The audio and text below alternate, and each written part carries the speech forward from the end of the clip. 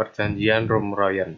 Perundingan Romeroyen awalnya dilatar belakangi oleh terjadinya serangan dari Belanda kepada Indonesia. Setelah proklamasi kemerdekaan, Belanda melakukan serangan ke Yogyakarta serta serangan agresi militer Belanda II.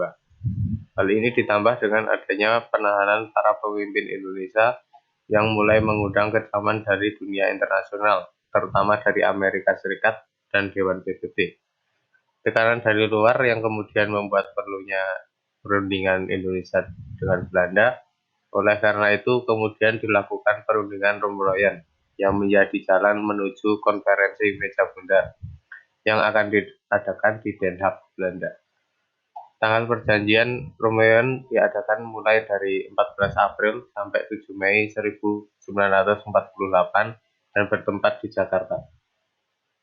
Jalannya perundingan Romeroyen. Perjanjian Romeroyen dimulai tanggal 14 April 1948.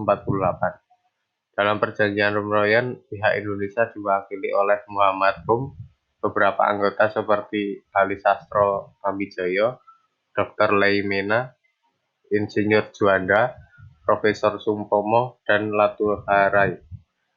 Sedangkan pihak Belanda diwakili oleh Dr. J.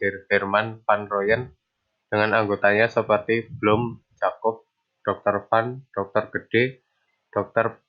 P. G. Quets, Van Hoogstraten, dan Dr. Given.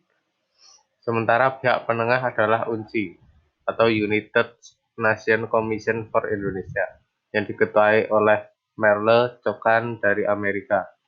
Kemudian perundingan Indonesia diperkuat dengan hadirnya Dr. Muhammad Hatta dan Sri Sultan Hamengkubuwono IX. Perundingan baru selesai pada tanggal 7 Mei 1949 di Hotel Des Indes, Jakarta. Perjanjian ini mulai ditandatangani dan nama perjanjian ini kemudian diputuskan untuk diambil dari nama kedua pemimpin delegasi, yaitu Muhammad Rum dan Herman van Rooyen dari pihak Belanda. Hasil perjanjian Romeroyen. Hasil perundingan Romeroyen ini antara lain adalah: yang pertama, Angkatan Bersenjata Republik Indonesia harus menghentikan semua aktivitas gerilya. 2. Pemerintah Republik Indonesia akan menghadiri konferensi meja bundar atau KMB. Yang ketiga, kembalinya pemerintahan Republik Indonesia ke kota Yogyakarta. Yang keempat, Angkatan Bersenjata akan menghentikan semua operasi militer dan membebaskan semua tahanan perang dan politik. 5. Belanda menyetujui Republik Indonesia sebagian dari negara Indonesia Serikat. 6. Kedaulatan akan diserahkan kepada Indonesia secara utuh dan tanpa syarat. 7. Belanda dan Indonesia akan mendirikan sebuah persekutuan dengan dasar sukarela dan persamaan hak. 8. Belanda memberikan semua hak dan kekuasaan dan juga kewajiban kepada Indonesia. Dampak perjanjian Romeroyen. Terdapat banyak dampak yang ditimbulkan dari perjanjian ini pada keadaan di Indonesia. Isi perjanjian Romeroyen termasuk pembebasan tahanan politik sehingga Soekarno dan Hatta kembali ke Yogyakarta setelah diasingkan. Yogyakarta juga menjadi ibu kota sementara dari Indonesia.